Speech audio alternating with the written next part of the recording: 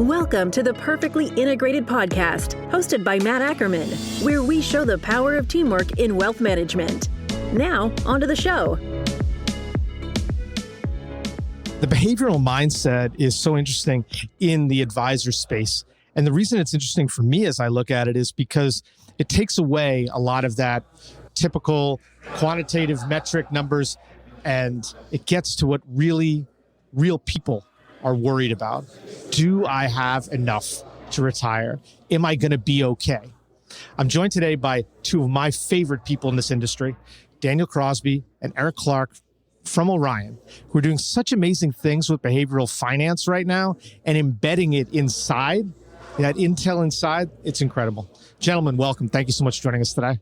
Thanks, Matt. Great to be here. Thank you, Matt. Erik, I'm going to start with you. Why? What was really in that thinking? Why did you want to really get that behavioral mindset inside of everything at Orion? We're always looking at what our advisors can do to enhance their value proposition, making sure that they have a defensible business in the future. You know, we're talking to advisors about ways they can future-proof their business. And as it relates to that, when you combine that with the ability to help the client feel understood, help them make sure that they have a process that's executable that will help drive success with regard to their investment portfolio, it's something that we feel like comes together in a real winning combination way. And when we had the opportunity to, combine our business with Brinker Capital, we were extraordinarily excited specifically about the work that Dr. Crosby and his team were doing. When you look at this business, Dr. Crosby and his work were a whole curve ahead of where we were at the time. That evolution, so to speak, of helping advisors implement better behavioral coaching was something that we felt like we could really embrace and combine with our technology in a way that would be game-changing. Game-changing, I guess, is a word I use often when I talk about Daniel Crosby. You and I have gotten to work on a lot of projects. When I started my own podcast, my first episode had to be Dr. Daniel Crosby. I've gotten to follow your career, see you kind of grow. Orion, talk to me about this transition and the work you guys are doing together. What makes it kind of the logical next step for everything you've been thinking about for so long? Well, it's a great partnership because it is the logical next step in all the work that I've been doing over my whole career. The big problem with behavioral finance historically has been that education by itself is a weak predictor of behavior.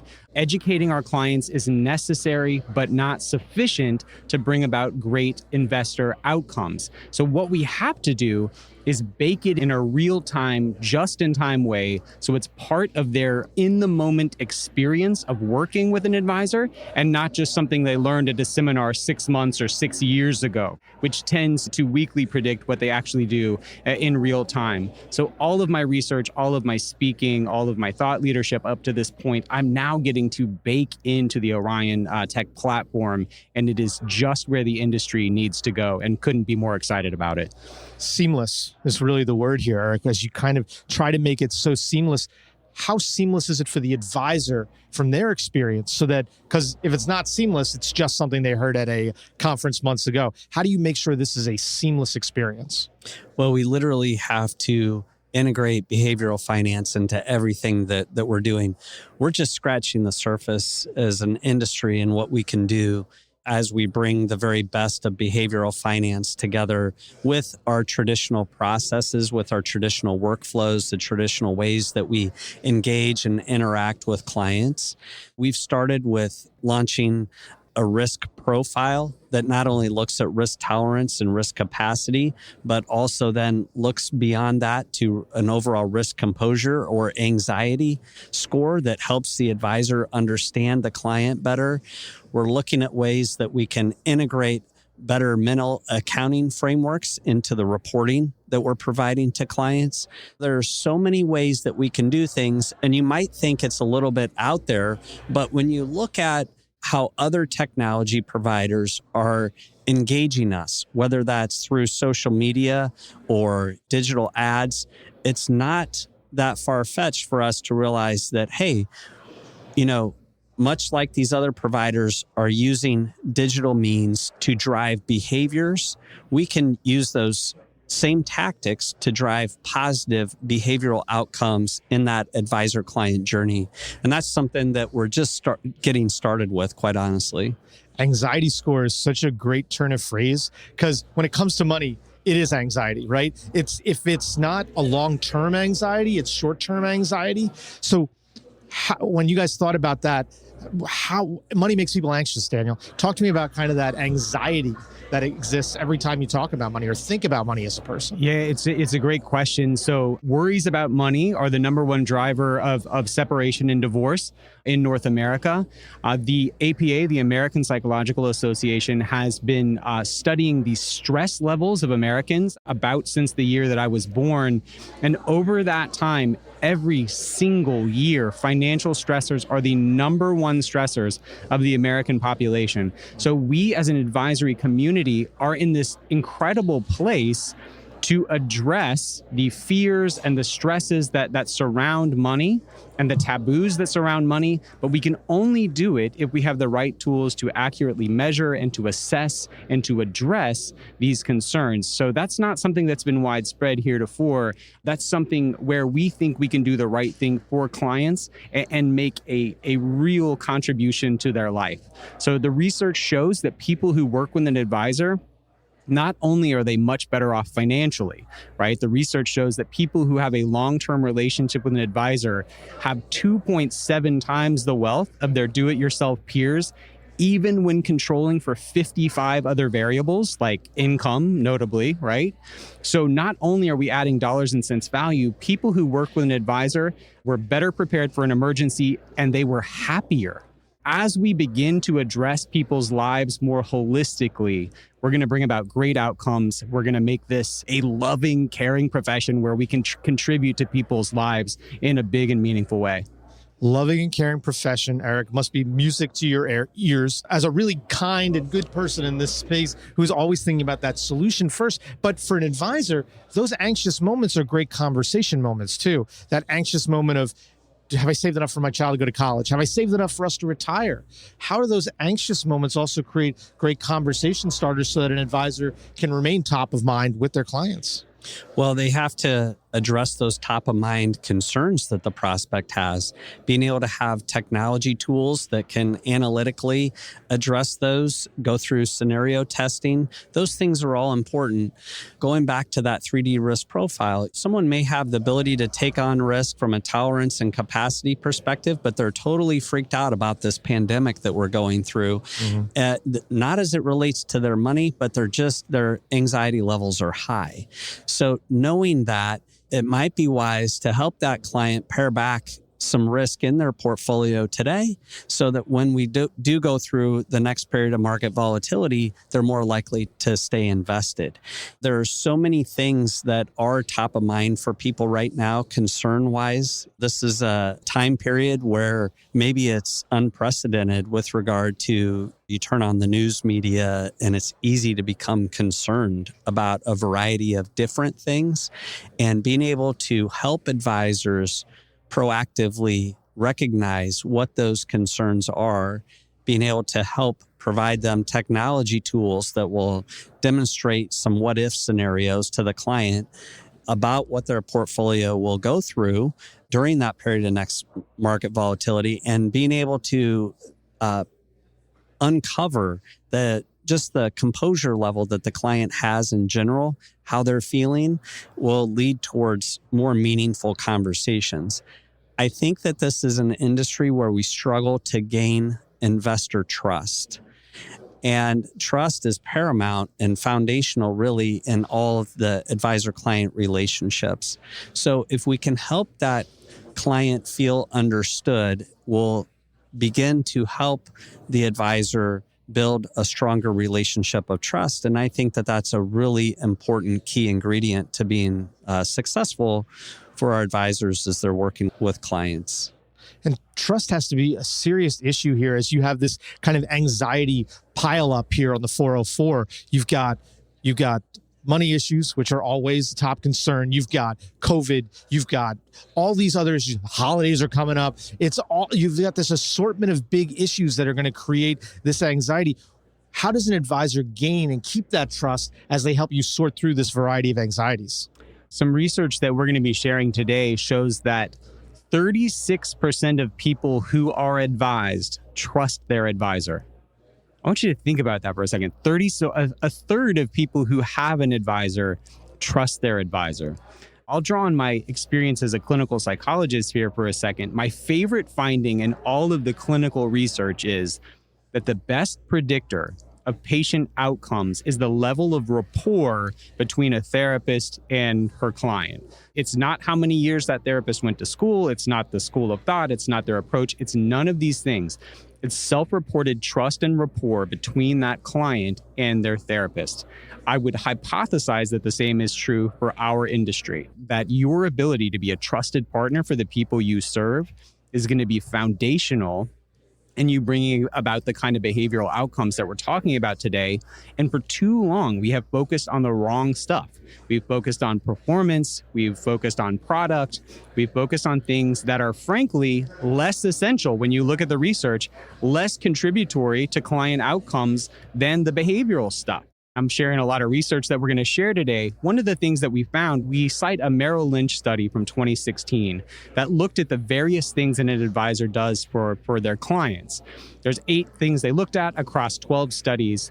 The old school meat and potatoes stuff, right? Product selection, tax management, all this stuff. It's all contributory. It adds somewhere from 32 to 62 basis points per year, which is huge. That's great. But when you look at the behavioral stuff, client emotion management, goal selection, these sorts of things, they add on the range of 89 to 244 basis points. So we're spending all our time and energy on things that are less additive to client outcomes and that are less conducive to building trust. So it's time for a new focus and a new story for our industry. A new story is sometimes hard to tell. Erik, you've been in this industry a long time, as I have, and it's hard for advisors to switch gears. That whole mindset of what got you here won't get you there is hard for advisors to grasp. What can you do to get advisors to hear what you guys are doing, make this additive to their practice, and take that next step when often they like what's got them here? How do you get them to take that next step? Well, I think we can look back and equate this change to other change that has happened in our industry. So the industry used to be highly focused on investment portfolios, the asset allocation. That has somewhat been commoditized. The investment problem, so to speak, has been solved. Then we've evolved into focusing in on financial planning as the value add. That's the core value proposition of so many of the firms that we're doing business with today. Well, even that financial planning capability has been, again, somewhat automated and commoditized. And so now as the industry evolves towards behavioral coaching and being able to drive behavioral change with clients, I think that's a way for advisors to really future-proof their business. And if they think of it in terms of, hey, our industry has evolved historically, we can continue to evolve. And this is a way for us to add value in a way that's more meaningful than just that next technology capability. This is something that advisors actually should get really excited about. What does that look like for their firm? So much of our industry is built with individuals that have an educational background like myself in accounting or finance or something that's highly numbers oriented. And we need to be willing to build out a diverse team, and not just diverse in maybe the traditional way we think of it, but diverse as far as educational backgrounds, bringing in people that have psychology backgrounds, behavioral science backgrounds. Those types of things will help drive and evolve firms forward in a very different and exciting way, I think, as we move into the future. Well, guys, this has been a really exciting conversation. I've really enjoyed it. Now, I like to end my podcast, as Daniel knows, with a question from my 10-year-old son, CJ. I had him put together some questions for everybody here as we were here at the conference. I'm going to ask you I'm both. scared to death right now, Wait. Matt, by the way. Is this an appropriate time to shout out his sandwich making YouTube channel? Because that is my favorite YouTube channel. Everyone go sign up for CJ's sandwich. What's it called? Summer of Sandwiches. Summer of Sandwiches. Incredible content. Eric, when your dad likes to make videos and you come to him and say you want to be a YouTube star, he then has to become a marketer over the summer, figure out. That's fantastic. We had KPIs, Eric, you'll be happy about. He wanted to get to 100 subscribers. I think he's at like 95 right now, which is pretty good. Well, Come on, I'll be people. 96. Do the right Nice. thing. Nice. Let me tell you, he is the most interesting 10-year-old ever. So he's smart too in a behavioral way because he's trying to plant seeds about Christmas, obviously. What he wanted me to ask was, what is the best Christmas gift you got, and how much, I swear to God, he said this, and how much more did it make you like your parents after you got them the gift you asked for? He's a really smart kid here who knows he's asked for something that's way too big. So What does he ask for? what he asked for this year, he wants a whole one of those new PlayStation systems. So Yeah. CJ, that seems reasonable. And if your dad loves you, he'll get that for you. So the best present I ever received was when I was 16. My parents got me a Washburn acoustic guitar. And playing guitar is something I still am very mediocre at, but it's a constant source of joy and self-betterment and exploration. And I just love it. And it's become a lifelong hobby. And I loved my parents 273% more than I did the year previous upon receiving this gift. 273% if I get the PlayStation, I guess. Eric, what was the best Christmas gift you ever got as a kid? Well, aside from the Legos, I was a Lego maniac as a Nice. kid, okay? But I think the best gift at this time of year is just the gift of getting together with family, right? And just that when you look back, having really great memories of spending time together as a family is absolutely the best gift. And your son probably won't appreciate that now, but later in life, he will. So. Believe me, as someone lost my mom 7 years ago, and the holidays are a tough time because you don't have family around, but you look back at those pictures, you don't remember half the presents you got as a kid. Not at all. Sure. But I do remember when I got a Commodore 64, by the way. That was one of those ones. Guys, this has been so awesome talking. Thank you both so much. Thanks for joining us today. It's a lot of fun. Great. Thanks, you, Matt. Thanks, guys. Content in this material is for general information only and not intended to provide specific advice or recommendations for any individual. All performance referenced is historical and is no guarantee of future results. Securities offered through LPL Financial, member FINRA SIPC. Investment advice offered through Integrated Partners, a registered investment advisor and separate entity from LPL Financial. Erik Clarke is Chief Operating Officer of Orion Advisor Services, and Dr. Daniel Crosby is Chief Behavioural Officer of Orion Advisor Services.